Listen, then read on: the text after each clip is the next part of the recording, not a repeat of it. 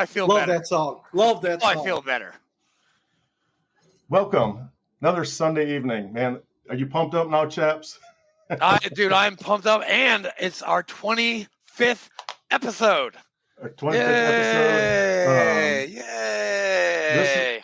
This episode is a very special one, near and dear to my heart, because our guest today is one of my favorite people on earth, Ron Taco Blas.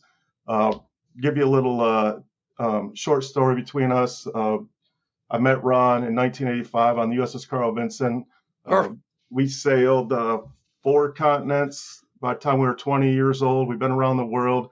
We've done everything together. If there's a story out there, I guarantee you it has to do with myself and Taco. Taco is a 21-year Navy veteran and also a 31-year Chicago police veteran. So we have a lot to talk about tonight. Welcome, Taco. How you doing, buddy? Welcome, Taco. Hey, thanks, guys. Thanks for having me. Yes, sir. Yes, sir. So Ron just... Who are you, Ron? Taco just retired, 2 weeks ago? 2 weeks ago, exactly. Yeah, right on. So give us a little introduction there, buddy. Yeah. Who is Ron Taco Blas? Blas? How do you pronounce it? Blas. Yeah. I'm don't be shy. Just like Richard said, I'm 21 years in the Navy, active reserve, 31 years on the police department. I got 5 kids, 2 grandchildren, and 5 kids. Whoa, that's a lot of kids. Yeah. My oldest is 34, and my youngest is 9. Oh my Lord! You got a basketball team. Yeah. Congratulations! And there's one in the background. That's one. Is Elizabeth the oldest? Oh wait, no, she's the younger one. Victoria. Victoria's the oldest girl. Yeah, literally. I'm doing too many things at once behind the scenes. So I wanted to. She's the oldest girl. Who's the oldest? Alec. He wasn't. You didn't see him this time. He Correct. was in Disney. Okay, yeah, I knew one of it. I knew one of them. So where I was getting at, so back in like 1997, I think I called you up because I was having a shitty day. My mom had just passed away that evening, and it was January 14th, I think 1997. I could be wrong on the year, but it was definitely January 14th, and it was the worst snowstorm the Midwest has seen in probably 30 years. It snowed and snowed and snowed. I just called the vent, and 2 days later, so Taco's from Chicago, I was from Detroit. 2 days later, I'm at the casket for my mom's viewing, and I'm up there just doing my thing, and my wife comes up to me and says, "Hey, Richard, Taco's here." I was like, "What?" I turn around and look, Taco, his wife, and his brand new baby were at the door. I walk over to him, and I literally said, "What the fuck are you doing here?" And his words were, "You called me." Nice. Yep. That's loyalty, dedication. Yeah. That's what we stand for. And our group is still together. And yeah, it was 1997 because Victoria was born in 96. Right. So I got it right. Yeah. She was just a baby. And, your crew is thick as thieves, Commander Flake. Yeah, we're pretty thick, but I didn't expect Taco and his family to show up, especially in that kind of a snow. I don't know if you remember, it was a snowstorm from hell. It was. Yeah, we took the Amtrak up there. and this train actually got stuck along the route. So, well, I appreciate it. I didn't call to have you guys come. I just called the vent, and he showed up anyways. And my brother needed me, so. Yeah, so we just packed up and left. Yeah, so it was a good time. So our whole lives, we were probably like 19 years old when we met, and we've been together ever since, man. Yeah. And now we get together. Our little group gets together here, but we try every other year. But sometimes life gets in the way. We all can't make it every single time, but we do what we can. Yep, that's all we count. As we got that text message thread going, so everyone's always talking shit all day. So As we all keep in veterans contact should. that way. Yes. Yeah. As veterans should. Hey, Because no one else understands what we went through. So. But the For shit sure. talking, it does take a toll. I mean, you're like, that's it. Damn it. Stop. Yeah. Just So, stop.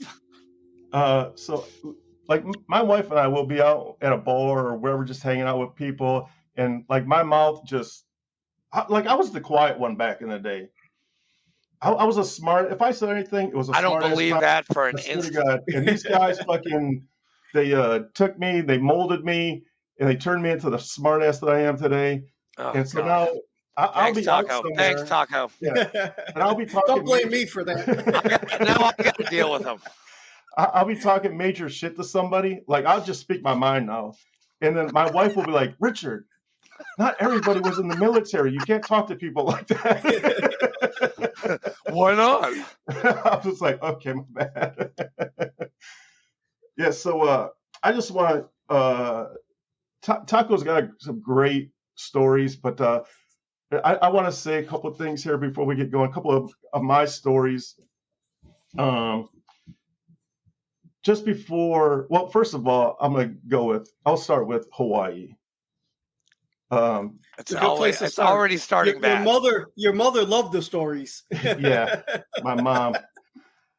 So it had to have been 1986. It had to have been 1986. We did what the Navy calls RIMPAC.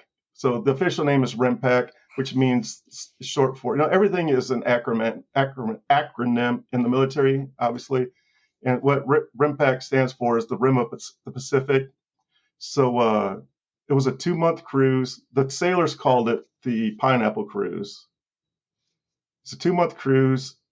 We stopped twice in Pearl Harbor, Hawaii, probably like a week each time. Yeah, we were there for a while.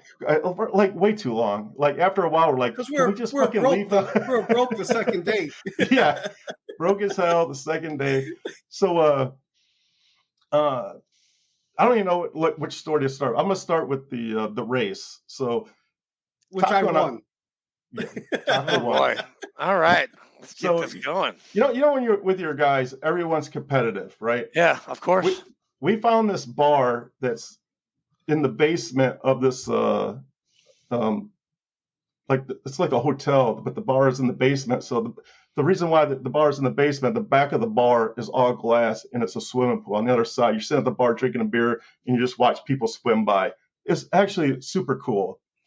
But you have to go in this parking lot and you go down like 2 stories around, the regular parking lot. You drive around the thing, you go down 2 stories. Yeah. Well, one day we're like, let's go to that bar. We'll just watch, have a couple of drinks. Obviously, sailors drinking. That's crazy, right? So let's go to the bar. We're at the top of this parking structure. And I said, hey, Taco, man, I'll race you to the bottom. Last one there is buying the first round, right? And I start running. Immediately, I figure out that I'm running by myself. And I was like, what the fuck? And I turn around, I look, and I'm literally all by myself. I'm like, where'd Taco go? I go over to the edge and I look down. His feet are doing this out of a bush, 2 stories down. He jumped he grabbed the rail and just went whoop. So I run all the way down and I grab his legs and I pull him out of this bush. First thing out of his mouth was, I beat you. I won. I was like, you're buying the beer, Commander Flake. You son of a bitch. Yep. There's a little more to that story further on. once we get into the parking structure and into the bar. So once you get down in the parking structure, there's like a fish pond. It's the craziest thing. You have to walk on these stepping stones to get to the bar, which, like, I don't know why they would do this, because obviously when you come out of the bar, you're going to be drunk and you have to navigate these freaking stones. And there's big giant fish swimming around in this thing. The koi, right? It's like a koi pond, right? It's a koi pond, yeah. Okay, good to go. Yeah. And that's all I got. That's all you got? That's it? Come on, man. Are you serious? Okay, so I was ahead of him. Taco, please continue this story. I'm very intrigued right now. I was ahead of him and stepping towards the door of the bar, and all you hear is, "I got you, you son of a bitch," and then a big. I turn around. What the fuck? I turn around. There's a fish on the parking lot floor, and Commander Fleek picked him up and was holding him to put him back into the koi pond. So somehow that damn fish jumped out of the koi pond, and Commander Fleek saved its life and put it back in the water. I saved your life, man. He wasn't trying to attack you, bro. You Navy boys are so crazy. Yeah. So. Well, we actually lived up to the Navy Creole, just, bunch of drunken sailors, just hopping from bar to bar and being broke, Being broke. 2 days after. I love you guys. Is that your ship? Is that the Carl Vincent? That is the Carl Vincent in front of, let's pull into the Pearl Harbor. Let's pull into port in Pearl Harbor. Yeah, there's the Arizona. The Arizona's right there in the background. Yeah, I see it. So, a story about when you pass another ship and the ship is senior to you, the skipper will make a command to all the sailors on the deck to stand and hold a hand salute to the senior ship, and then the senior ship will return hand salute back. Well, the USS Arizona is still an active ship today. So when we pulled in, as you see all the sailors, they're all like manning the rails. Manning the rails.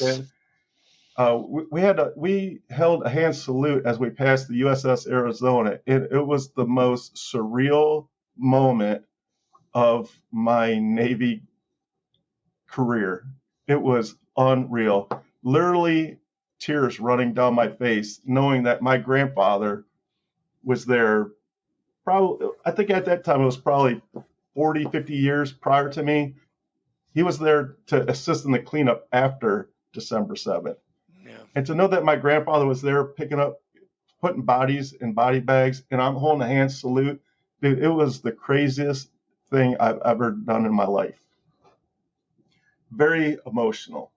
I bet. Yep. So this picture is near and dear to my heart because of that, for that reason. Like, you can't tell because that picture's so far away, but I guarantee you all those sailors that are on the deck right there, and there's a line of Marines on the bow. The Marines are always on the bow. I can almost guarantee you we're holding a hand salute going past the Arizona right there. When we did that, I didn't even get to man the rails. I'm very jealous. I've never been able to do that. I was stuck in my berthing area on the USS Kearsarge, and I didn't get to go. I didn't get to man the rails. I was pissed. So when I was a 20-year-old, 19-year-old, 20-year-old, 18-year-old sailor, I hated it. What, manning the rails? Because it was a pain in the ass. You're standing up there for literally hours. The sun is baking you. I know in Pearl Harbor, it was hot as balls, and you're wearing those black-ass shoes. Whites.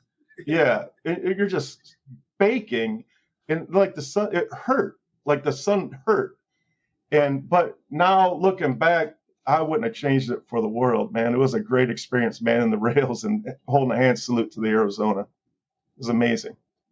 Wow. Yeah. So it was powerful. Yeah. And I've never been to Hawaii. Like, you guys are lucky. I've never been ever. You have to make it a point to go there.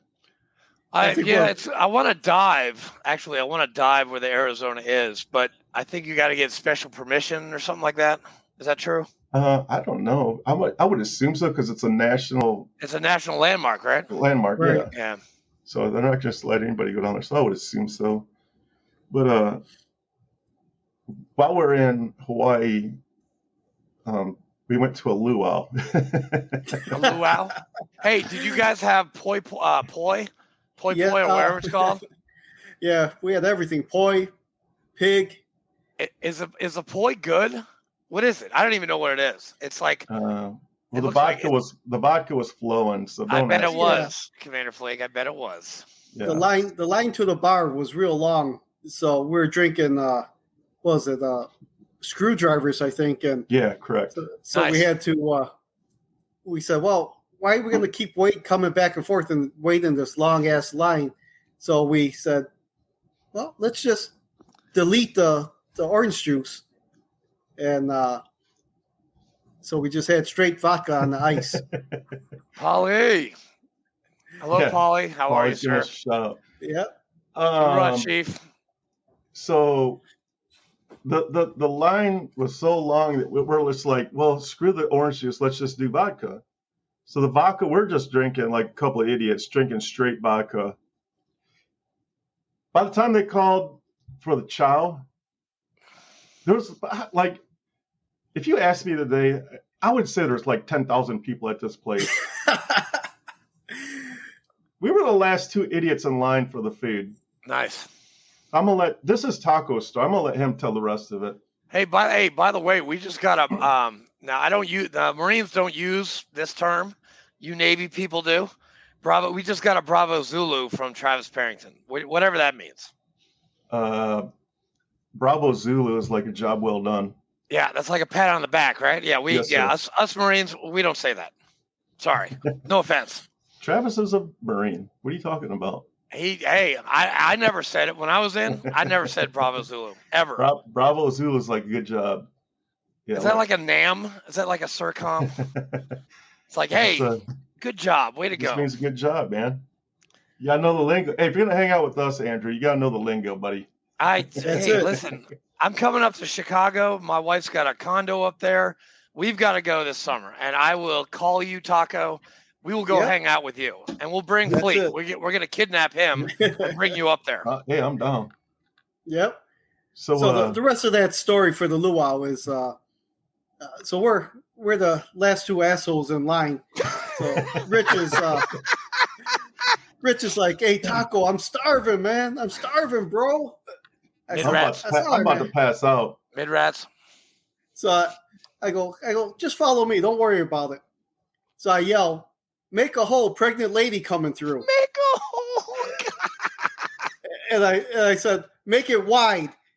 So I mean, it was just, it was just like, the sea. Party. Yeah, the Red Sea. So here we go. We walked all the way to the front. No one said anything to us. We got our plates of food, went back to the table, and we ate. We're like one of the first ones to eat. I have one question. Who was the pregnant lady? Was there anyone? It wasn't one. It wasn't one. Wow. That actually worked. It worked. And not one person stopped us. Not one person said, hey, motherfucker, what the hell? The line just went like this. Moses we walked straight to the front, grabbed a plate, and sat down and started eating. Like, he saved my life because I was literally about to drop, man. It was bad. God, good times. Real awesome. Good times. And then that's just the beginning of the day. So we're drinking, we're eating. Some dude next to us fills his mouth. We don't even know this guy from Adam. He fills his mouth with a bunch of mashed potatoes. He filled it with poi. Oh, poi. And he's like, hey, what am I? And he punches his cheeks. Oh, God. And it shoots out everywhere. He's a zit, right? Like an Animal House thing. Yeah. I remember that. Yeah, I remember that. Yeah. And then it was on. I was eating these little tiny ribs. I was like, I took a bite of this rib. I was like, oh, man, this rib tastes like shit. And I threw it behind my back. Everybody looks to see where it lands. It hits this dude right in the face. Lord have mercy. Good times. We're sitting there at the table, and I had this camera sitting at the table, and Taco goes, hey, Rich, let me see your camera. And there's this hot chick literally sitting right across the table from Taco. So he's like this. He's taking pictures of this lady, and her boyfriend, husband, whatever, stands up and says, hey, motherfucker, you take one more picture, I'm gonna. And Taco goes like this, zooms in real good.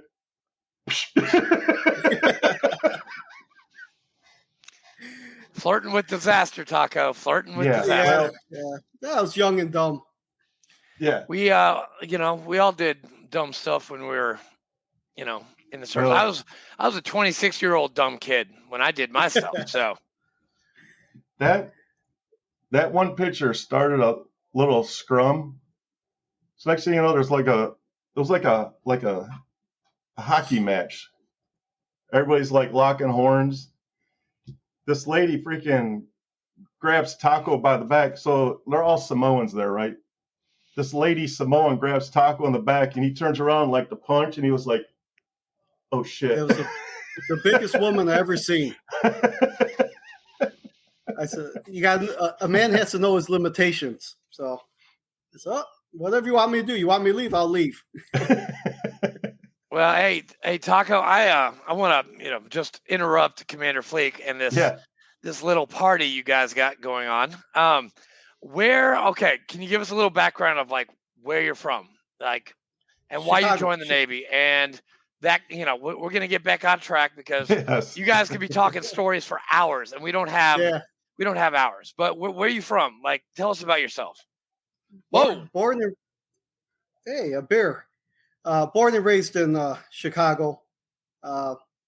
Senior year of high school, me in high school decided that we'd be better separated than together. So I dropped out, and I had my mom sign me in when I was 17, and went to Great Lakes. Did boot camp in Great Lakes. Stayed there for the Airman Apprenticeship Program. And then after I finished that, got sent out to the Carl Vinson. It was October 13th that I got sent out there. And I know that date because the next day we left for Westpac. Okay. The next day I signed in, and the next day we're gone. So I did my 4 years. I did my 4 years on the Carl Vinson. I started out in the air department, working on the LSO platform in the tower with the air boss and mini boss.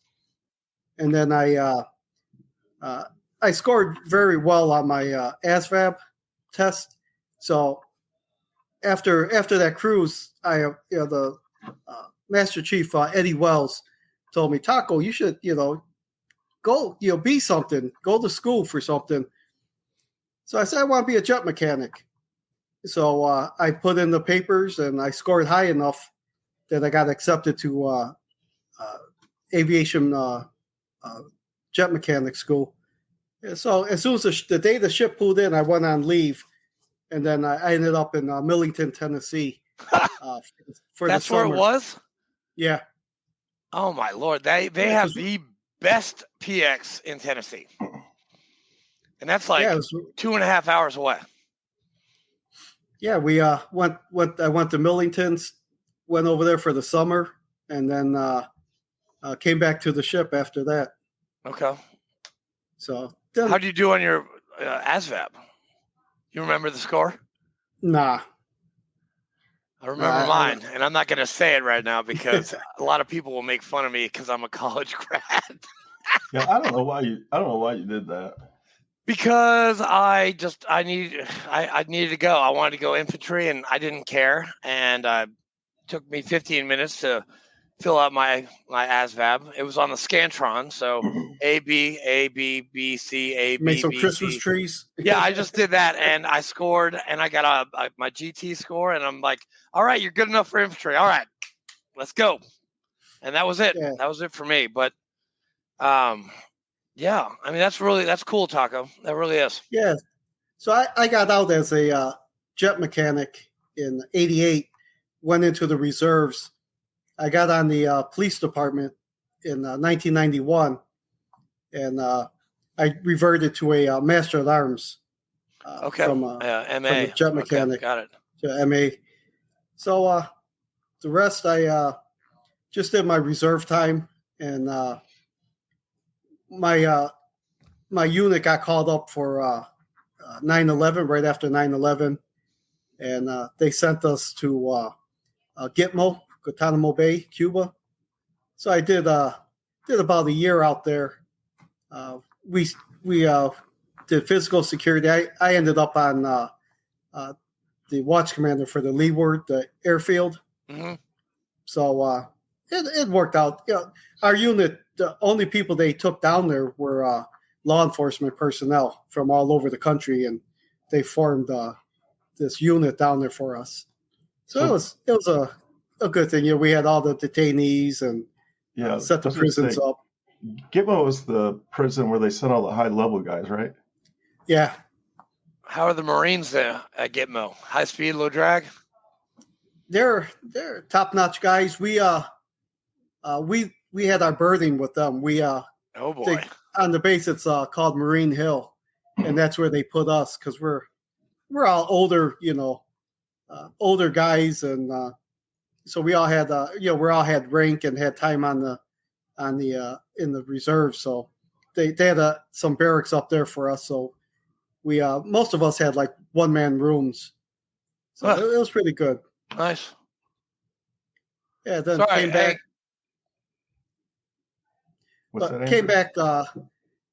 Came back, and then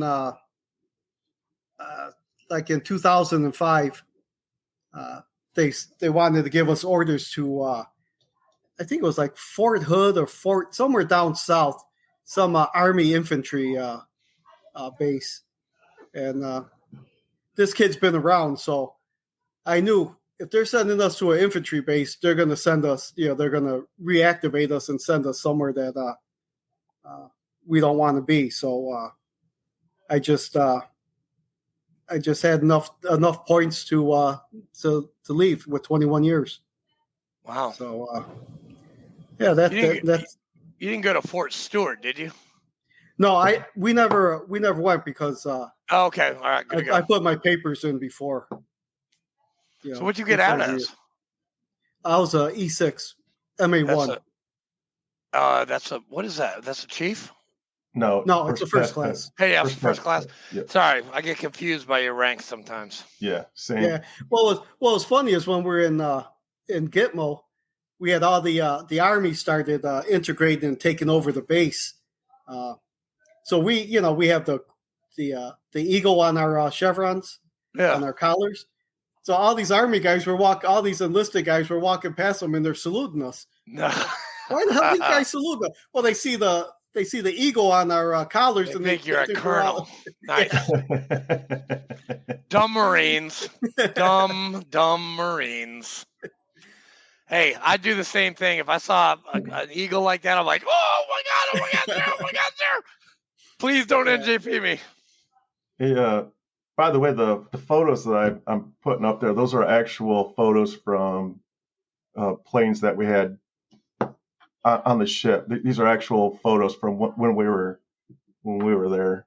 What's this one is plane? From a F-14 VF-51. Yeah, the Screaming Eagles. Yeah.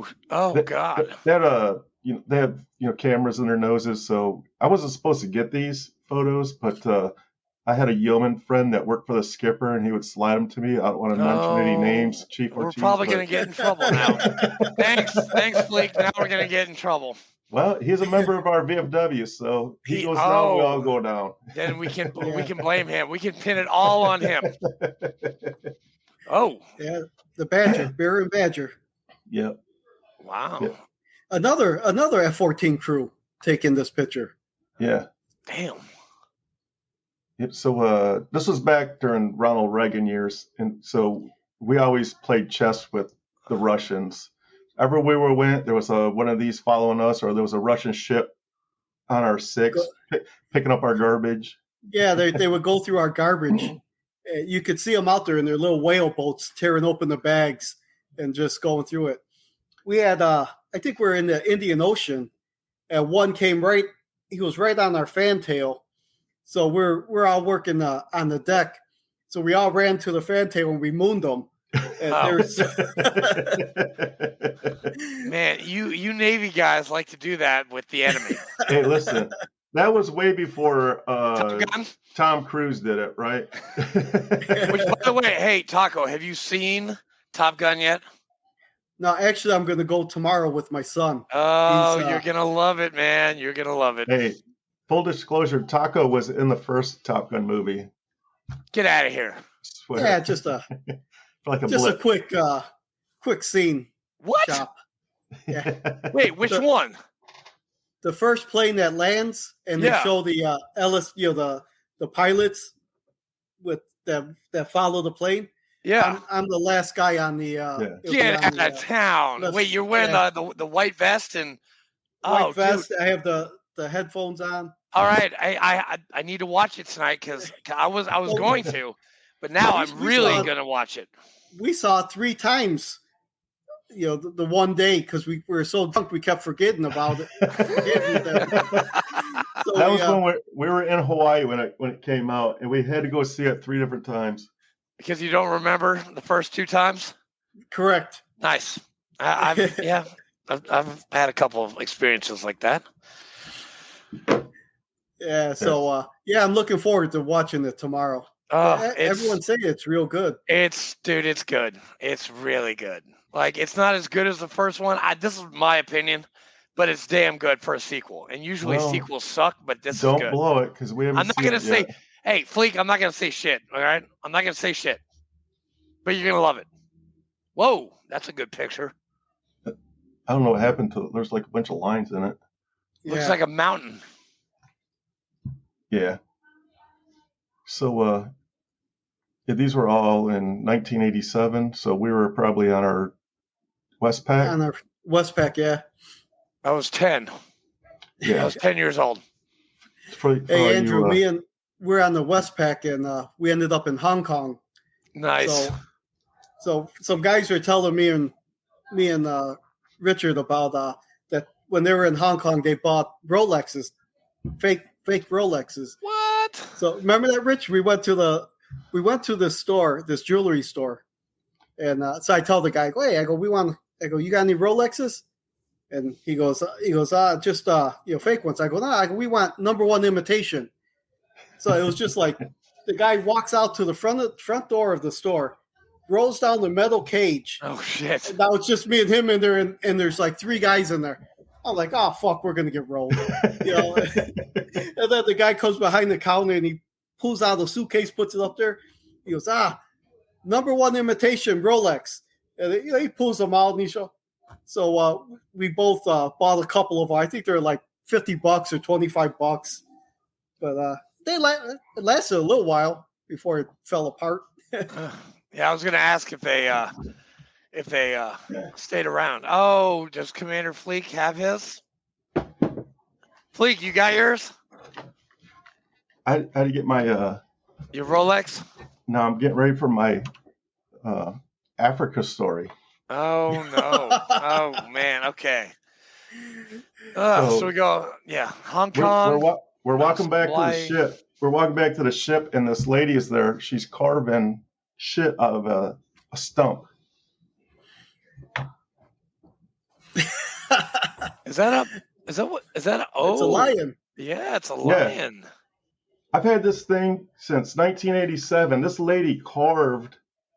This was a stump. This was a tree. She carved this thing. Wow, it looks nice, man. I don't think I've ever seen that thing in your room. This thing is gorgeous. I paid like freaking $10 for this thing. So we're standing there. This was on our way back to the ship. So the port in Mombasa was kind of small. So the ship they like ferried us in. The ship was 5 miles out. So we're in line to go back. And Taco is leaning on this truck. I don't know, it was like a dump truck or something.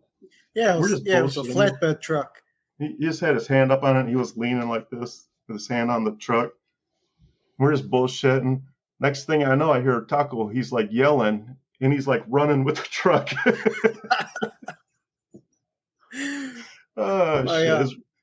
My ring got caught on the hook. Man. You know how they tie down the tarps on the back of the truck? Well, it hooked my ring and flattened it, and my finger was stuck in the hook. So I'm running with this thing trying to unhook my hand. But I did. Yeah, he almost died that day. But it was Mombasa, Africa. It was a good time. They scared us to death. Told us no, don't drink the water, don't drink the ice, or don't have any drinks with ice in it because there's no filtration and you'll die. They gave us malaria pills. Yeah, the Cipro stuff. Yeah, did they give you Cipro? No, they gave us orange tablets. They're like a tablet. Oh my! Yeah. So gave you diarrhea. They did that to us on the Kearsarge when we went to Bangladesh. We had to get. I took pills for like 2 months. It was crazy. My skin had never been so clear in its entire life. It was awesome. Yeah. Yeah. So we yeah. So all we did was we were there for like 3 days, I think. All we did was drink beer every day. So we're going. We get back to the ship, and I'm like, man, I feel like shit. I'm throwing up, and so I go down to sick bay, and they go, "You're dehydrated." I said, "Okay." I said, "Well, hydrate me." And they started pumping in these. They started pumping in these bags into my arm. After the first one, I'm like, "Hey, I feel pretty good." They pumped 2 more bags into me. Man, after that, I was pissing like a racehorse. I was fully hydrated after that.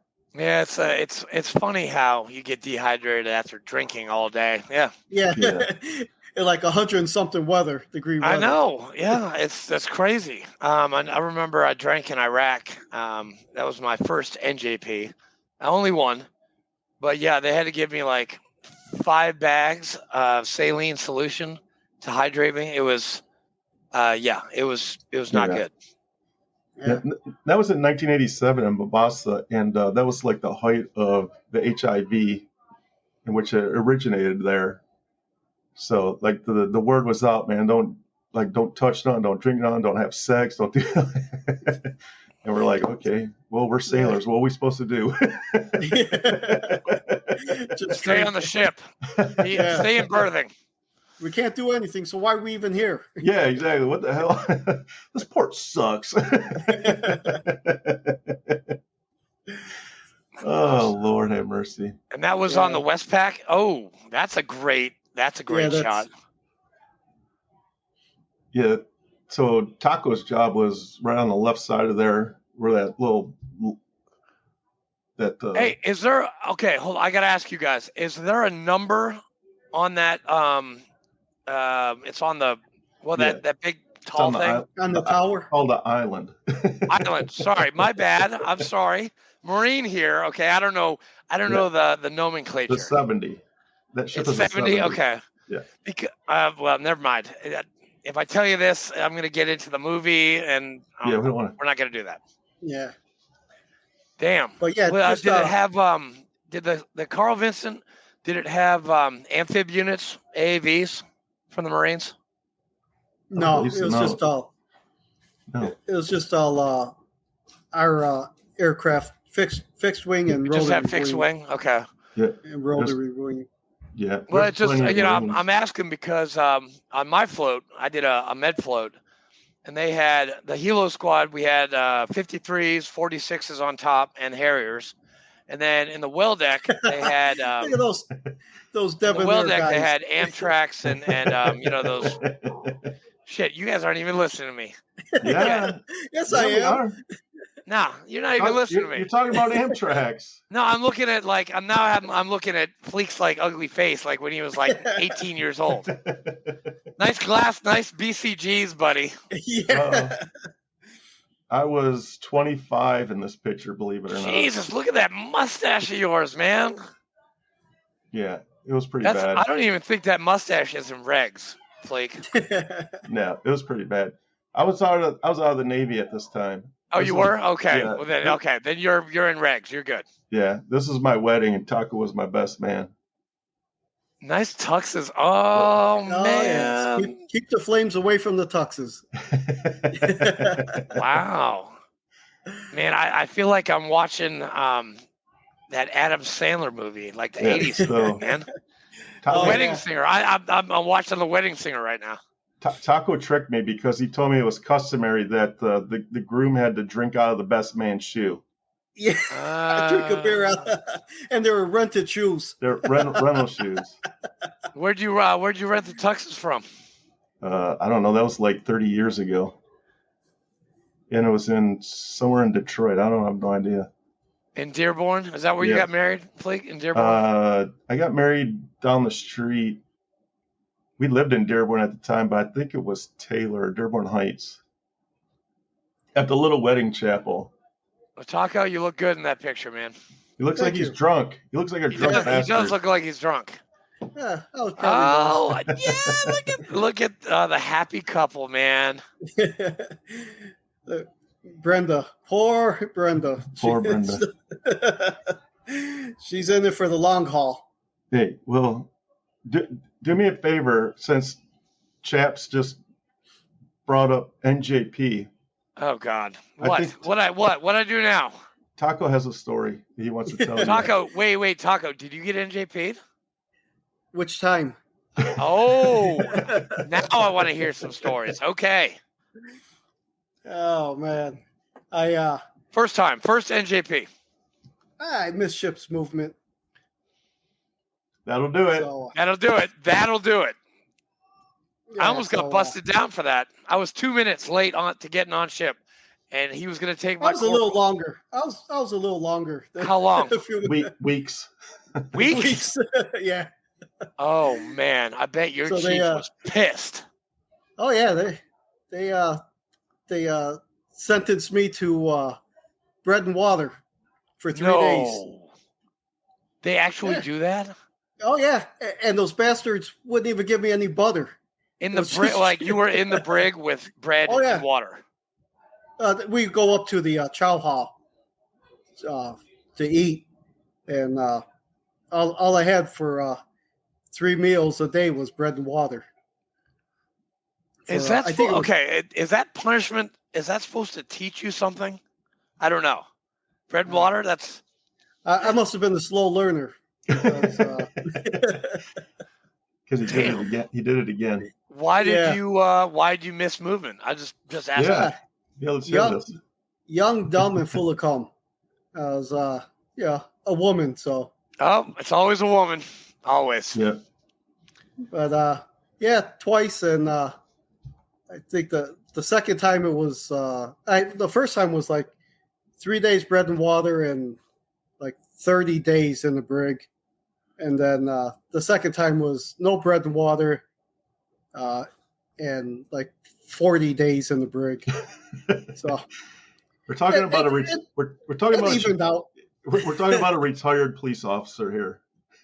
Hey, to be a good cop, you got to know what the bad side is doing. Hey, that's right. Hey, Chesty Puller said, "Hey, I want the Marines from the brig, not these new cats." That's it. So, but I was a good worker. Hey, I got out with an honorable discharge. Yeah, went into and you became a cop. Right. Now, did you go right into law enforcement right after you got out? It was like about 2 years, 2.5 years. So I bounced around for a little while with Streets and Sands. Okay. With the city, and then I got hired by the police department. I took the test in '87 when we're stationed on the Carl Vinson. I flew home and took the police test. So at that time, I was telling Richard last week that when I took the police test, there was like 40,000, 45,000 people taking the test. So damn. So I still had like a year and a half left on my contract. So by the time I got out, I still waited like 2 years before I got started going through the processing to get hired. So I got hired in May 19th, 1991 is when I entered the academy. Before we get into this police stories, you told me to make sure I do Jeffrey Sabins. Oh yeah. Hey, Jeffrey Sabins. This one's for you, sir. We're going to take a little break, and then when we come back, we're going to hear what it's all about being a Chicago police officer. Oh, boy. Can't wait. America's deadliest city by. Yeah, it is. It's scary there. Yes.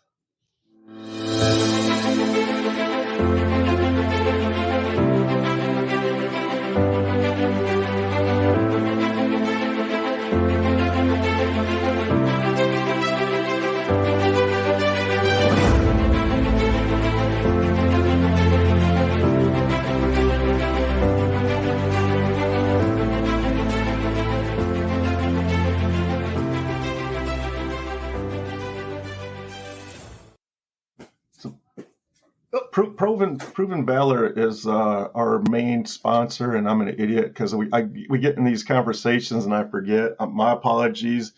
Jeffrey Sabin's doing some great stuff over there with veterans. You need to definitely go check him out. Hey, he gave us a shout out yesterday for what we did, placing the flags. So yeah, that was pretty dope. He's doing a good job. Yes, thanks, Jeffrey. Thank you, sir. Thank you, Gunny. Which, by the way, dude, I was an E4 with him in 05 and 06, and he stayed in as a gunnery sergeant. Yeah, he's a gunnery sergeant, Jeffrey Sabins. And when we talked to him, he said he spent 17 years active duty, and he literally fought the entire 17 years. Yeah. My hat's off to people like him. Yeah. And you know what? If I had stayed in, I'd be in his exact same spot. I'd be a gunny right now, too. Well, damn it. I should have stayed in. I should have stayed in, too, but I didn't. Hey, but you know what? If I had stayed in, I wouldn't have met you. And we wouldn't have started like the most amazing post in the VFW. It's pretty dope. Yeah, it is pretty dope. You guys are doing great work out there. We're trying, Taco, but we want to hear about your police story. So how old were you when you became a police officer? So probably like 25? 24. 24 years old. Shit. And did you realize Chicago was one of the deadliest cities in America at the time? Yeah, you got to remember my father did like 34, 35 years on the department. So my whole life, that's all I wanted to be was be a police officer like my father. So he didn't deter me from not joining, and he helped me out a lot. Gave me a good role model to look up to, and none of that stuff. It was fun. Back then in the 90s, it was running and gunning. I got on a gang team or a mission team, with 2 years, almost 3 years on the job. So I was plain clothes, and a good group of guys. We're all, they were all at my retirement. We all, me and my partner Hank, we're partners off and on for 20 years. Also, my other partner Jerry, we there's like a core group of us, just like in the Navy. Yeah. And our team, we did everything together. We had our supervisor, the first female supervisor that I ever worked for, Maria Whiteside. We call her our little muffin. She's vertically challenged, but she'll throw down if it comes to it.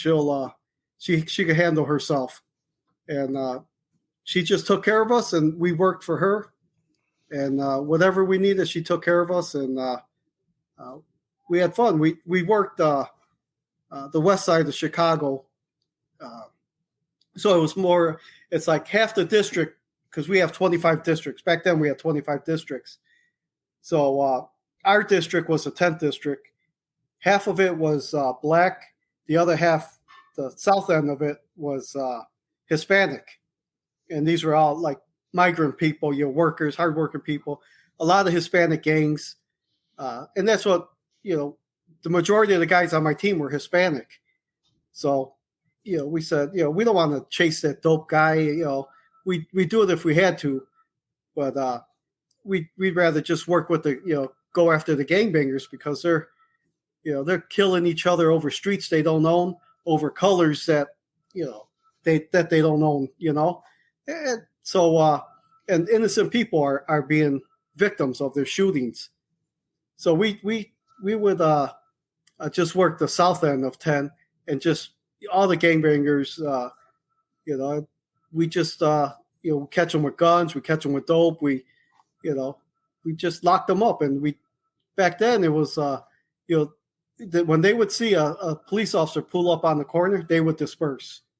Nowadays, it's like, fuck you, fuck the police, and jump on your car and start twerking, and there's no respect for the police, and you could blame the politicians for that. They handcuffed us so much, and I had 31 years on when I retired, and if things didn't go the way that they are now, I would have stuck around a little longer. But it changed too much. They restricted us so much that you can't even be the police. And now Chicago's the deadliest city in the country. Why? That's why you quit letting the police be the police. You know? So I hear that Chicago has the strictest gun laws in America. Is that true? Are you allowed to own a weapon in Chicago? Yeah. You as long as you get an FYD card and go through that's a firearms owner's identification card, and you go through like a concealed carry course, you could own a gun. Now, you don't have to register that gun. The only people that have to register their guns are the police. So there's so many guns out there, but the only ones that are accounted for are the police officers' guns. So, Taco, was Rahm Emanuel your mayor when you were a police officer? Yeah. Okay. Yeah, we had Daly Rahm. You had Daly. I remember him. Oh man. I mean, I was a kid when I heard that name. So. Yeah, he was a good mayor. He was a good mayor for the police department. Rahm was he was okay, but he was a politician. This dude we got now, this little dude, is horrible, you know. So what's her name? Yeah, that's yeah. Yeah, she's a piece of work. Yep. Yeah. So what you wanted stories? You wanted you asked me before if I ever shot my weapon. Yeah.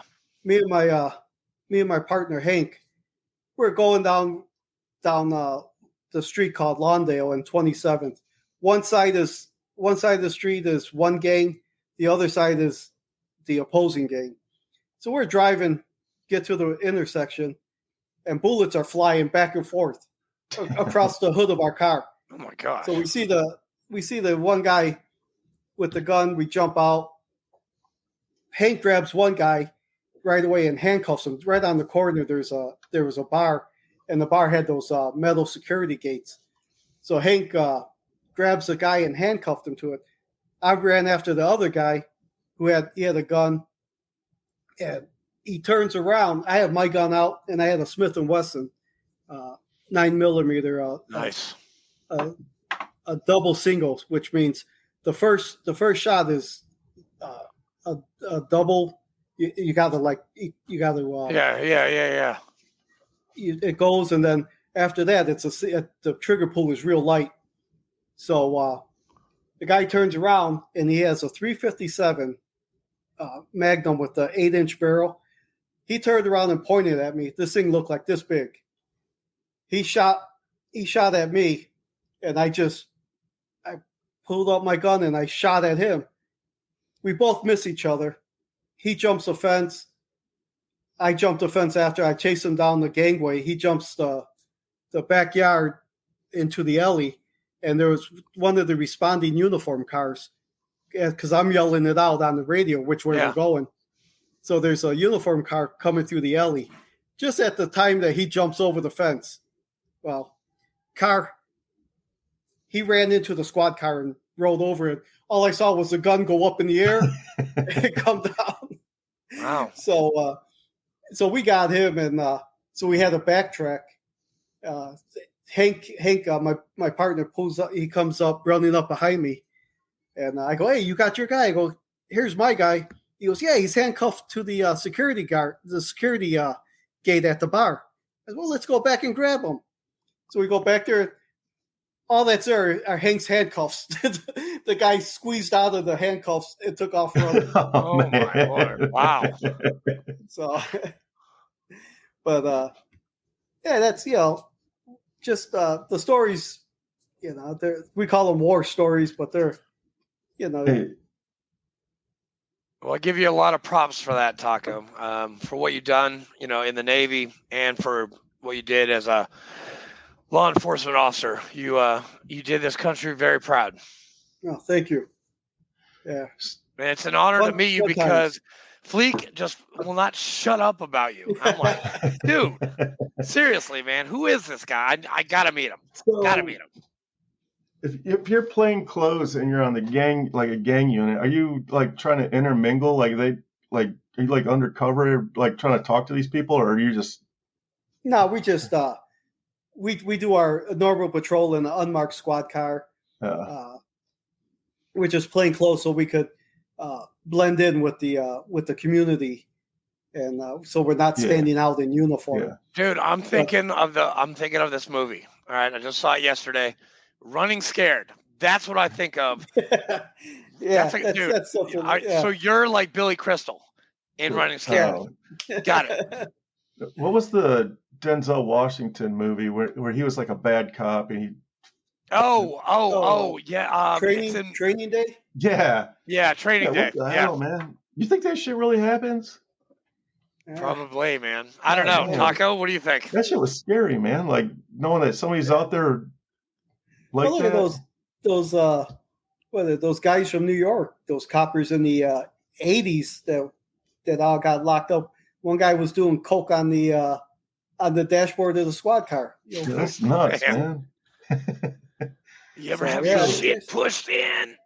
Sorry, just kidding. Sorry, I don't know. I just whenever I think of that movie, I'm like, there's good and bad in every field. Yeah, so definitely, 100%. Hey, Ron, did you have the Latin Kings in Chicago? Yeah. You did? All right. I got a story about those guys. All right. One of the guys I served with, Marine, this was back in 2004. He was in a homicide investigation. He was a Latin King. I'm not going to give you his name, but the judge was like, all right, you can either go to jail or you can go to the Marine Corps. He chose the Marine Corps, and he was a Latin King, and he told me all kinds of stories. But those guys are badass. There's like the area I worked at, half of it was the Latin Kings, but they're what were the other gangs? You had 2-6 boys, you had the Satan Disciples, you had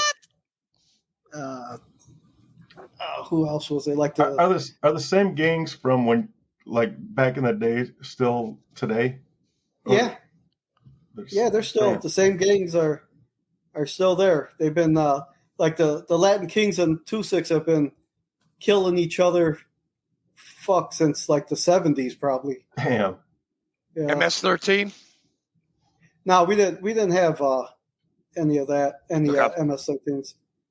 No, we had our own the Kings and the 2-6 and Disciples were our main guys.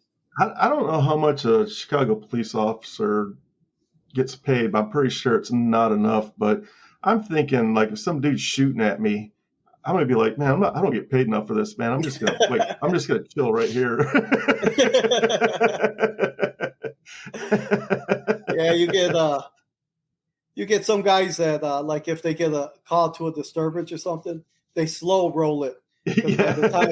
By the time you get there, it'll be all over with. Yeah, that'd be me. Hey, you know what? They didn't pay me enough to get shot at, all right? And I got shot at a lot in Ramadi and Fallujah. Yeah, that's crazy. Yeah, so, do you have a second to talk about your son and what he went through recently?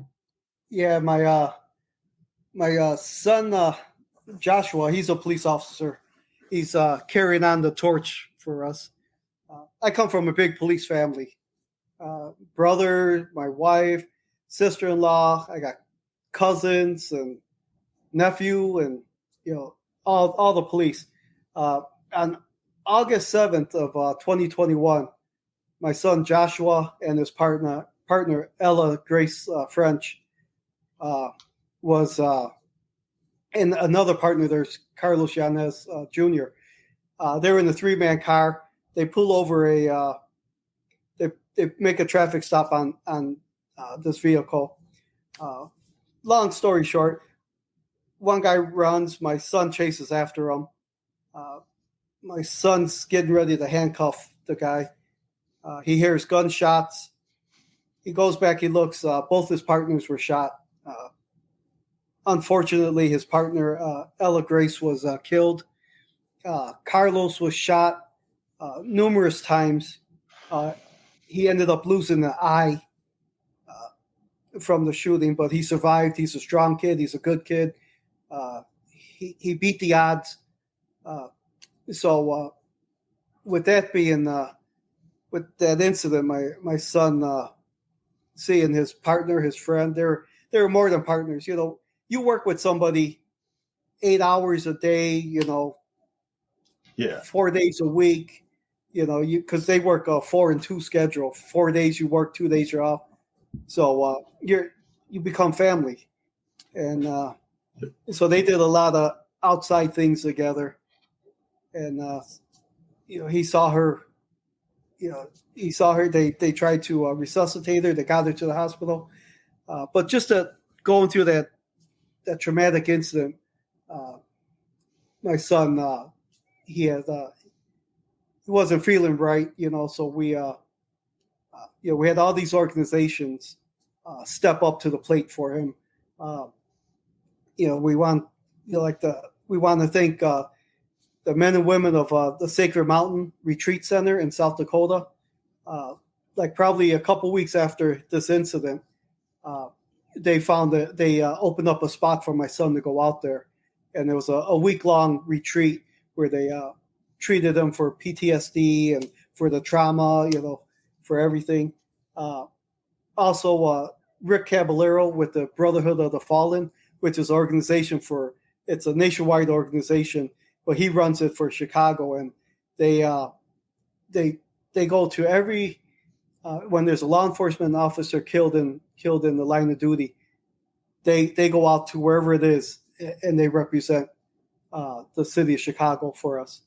Wow. And then the Chicago Police Memorial Foundation and our union, the Chicago Fraternal Order of Police Lodge 7 union, they all stepped up and helped out my son. He's doing a lot better.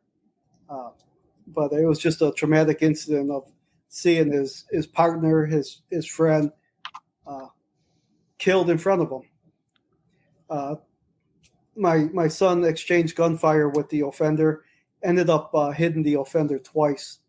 And so both offenders got taken into custody and were charged with murder and attempt murder. Wow. So how's he doing today? This last month of May is the police memorial month. Police. So we went out to DC and they put Ella's name on the memorial on the wall. So it's been very difficult this month for him because it keeps bringing up the memories and as being a father and being a police officer. If something happens, I could deal with it myself. But when your son or when your kid goes through it, yes, I feel horrible that I can't have him unsee what he's seen already. Right. I can't take that image away from him. And but he's doing good. We're going to get him through this. My daughter Victoria, she's testing to get on the job, so there'll be another one of us on the police department. Wow. Yes. When is she going to be a police officer? She's going through the processing, so it's hopefully by the end of the year or by winter she'll be in the academy. She's an Army dog, so she's in the Army. So how does it make you feel? Hey, I went to her boot camp graduation, and I bought an Army polo shirt. Oh boy! And, so I wore it, and I told her, I love you so much. I'm wearing this Army shirt for you. Where did you go to boot camp? South Carolina. To Fort Jackson. That's right. Okay, good to go. Yeah, Fort Jackson. Yeah. I bet. Yeah, I'm glad you were there, but I bet it hurt to wear that Army shirt. I would never wear one. I would never wear an Army shirt. No offense to the Army soldiers. I love you guys, but I would never wear. I don't rate it. I can't wear it. Sorry. Yeah. No, hey, you got to support your kids. So, yeah. No. Definitely. And you have a lovely family. And I can see that you love them very, very much, and you'll do anything for them, and that's amazing, and that's what makes you such a good person. Yeah, thank you. He's all right. I'm trying to give him a damn compliment, man. Why you got to ruin it? Don't give him a big head, man. Dude. Yeah. Okay. All right. Hey, never mind. You know what? Nah. Well, Andrew, it was a pleasure meeting you on here. That other guy, I don't know about him. Yeah. Hey, well, I've learned a lot from Commander Fleek, and I'm hoping that I can do the same thing we did this year, and maybe actually next year we can get All American. Hint, hint, hint, hint. Yeah, whoever's watching this right now. No, Fleek if is you learn anything, just don't take his driving skills, okay? No, I have never actually been in the car with him, and I never will. I hear horrible things about his driving. So, when I was in Chicago the week before last, oh shit, Paulie and his wife Francine, they own a Mercedes Benz. Francine, I drove the Mercedes, and this is what Paulie's saying. I wrecked his Mercedes. You did? You wrecked? Wait. What kind of? Wait. Hold on. What kind of Mercedes are we talking about? You have to ask Paul. Let's see if I don't know. Paulie, it's a sedan. what kind of Mercedes did Commander Fleek just wreck? Your commander wrecked an $80,000 vehicle. Yeah. You should dock him. It was one of the newer little SUVs. It was a little tiny guy. Really? I smoked one of those famous Chicago potholes. I think it was a family of 4 pothole. Oh my God. No, I can't even imagine what you did to that car. It was and bad. Paul says your driving is terrifying. Yeah. Yes.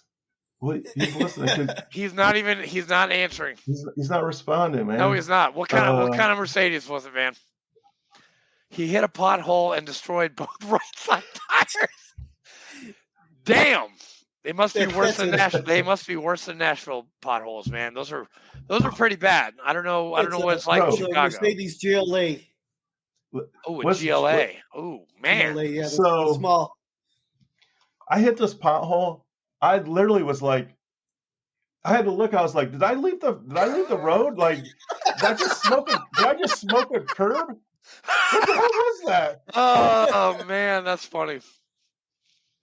It was like the hardest small SUV. Got it, Paulie. Thank you, man. It was the hardest hit ever. It was like I think. Did the airbags deploy? They felt like they probably should have.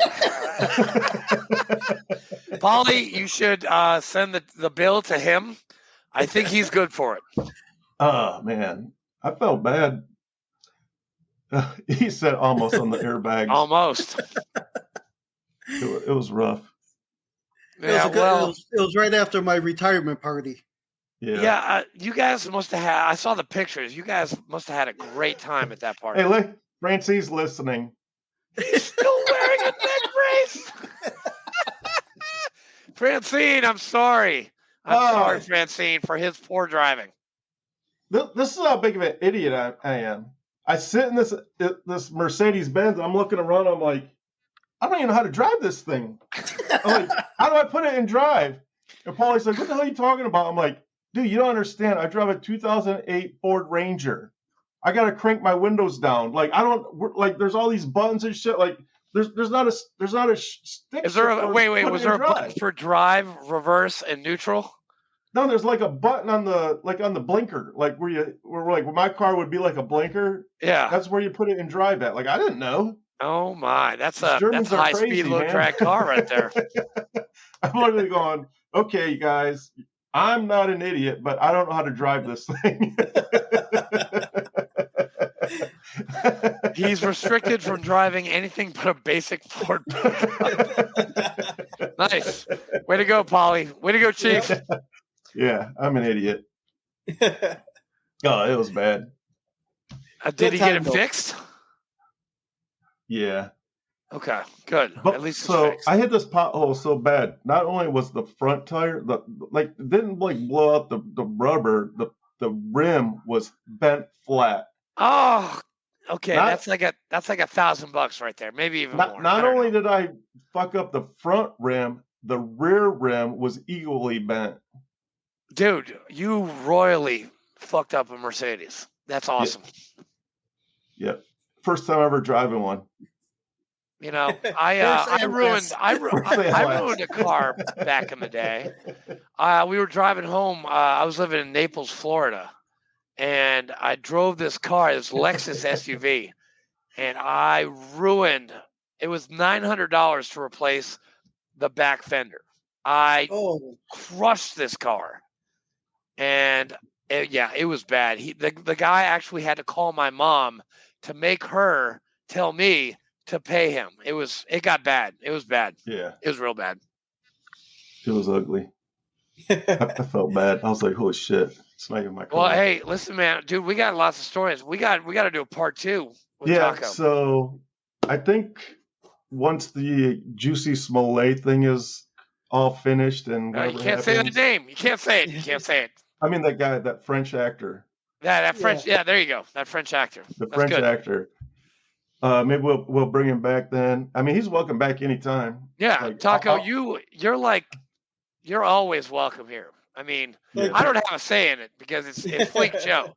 So, but you're always welcome. Yeah. Well, hopefully I'll get to meet you in person this summer. We gotta. My wife and I, we gotta get up there. I need some of that pizza that I've been hearing so much about. Taco keeps saying he's coming down here too. So if he does, we'll all get together. Because I'm retired, I have nothing but time on my hands. Yep. Yeah, nothing to do. All right, hey, listen, we'll take you to Champy's. It's hot chicken and 40s. You'll love it. Sounds good. Yeah. So before we sign off, I just want to mention a couple things. Again, this is we're run under the nonprofit that we started, Minutes Wisely, and I've talked to. Is it Semper Designs? Yeah, Semper Fi Designs. Semper Fi Designs. Yeah, and I just got the paperwork today for the website, so he's going to start on the website. So any donations you guys got out there, man, that's awesome. To us. We're gonna have a website, and what else we got going on? Tomorrow is Memorial Day. It's a big day. Make sure. I know everybody's going to be out there barbecuing and drinking beer, but just take a second and reflect on the guys and the men and the women that have lost their lives for us. Because if it wasn't for them, we wouldn't be here talking right now. Nope. We'd probably be talking German or Russian or something. Yeah. Yeah, we had they had the ceremony in Murfreesboro today. One of our comrades, Colonel Jeffrey Gaylord, he gave the speech. It was good. We had a lot of our comrades were there from our post, and it was good. But yeah, guys, just remember to say a prayer or two for the guys that went before us. I have a little before we sign off. I have a little presentation from the USS Carl Vinson. I'm just going to play this real quick. Oh God.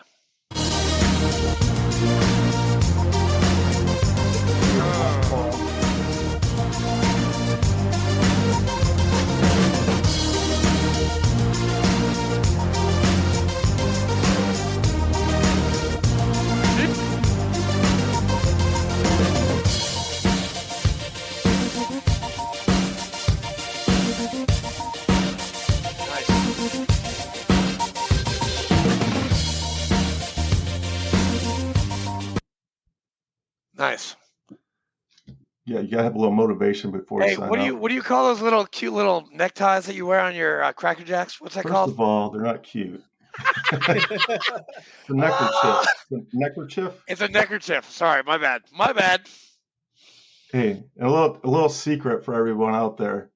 The best way to tie one of those so it's nice and tight, you put a penny in it and you roll it up with a penny in it. Oh. So if you find a neckerchief laying around, open it up. There's probably a penny in it. Yeah. Hey, for all you would-be Navy personnel. Well, Ron, hoo-yah, sir, and thank you very much. Hey, thank you guys for having me. This is what it's called for you. Marine choking devices. All right. Good to go. Thanks, Chief. And that's coming from the chief, man. Yeah, I know. Hey, listen, Chiefs really don't do that much. They sit in their Chiefs mess. They drink their coffee. We don't really get to see them too much. Yes. Just kidding, Chief. I'm just kidding.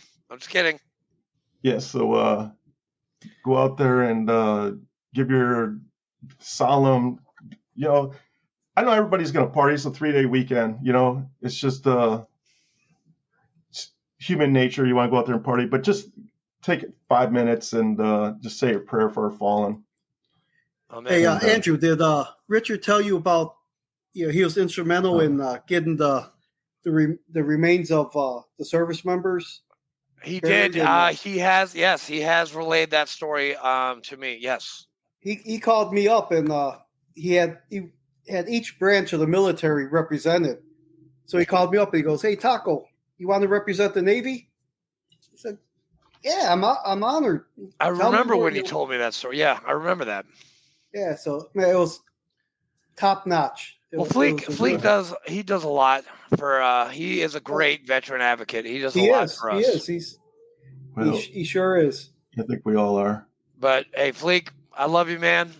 Taco, I'll see you soon, hopefully. All right.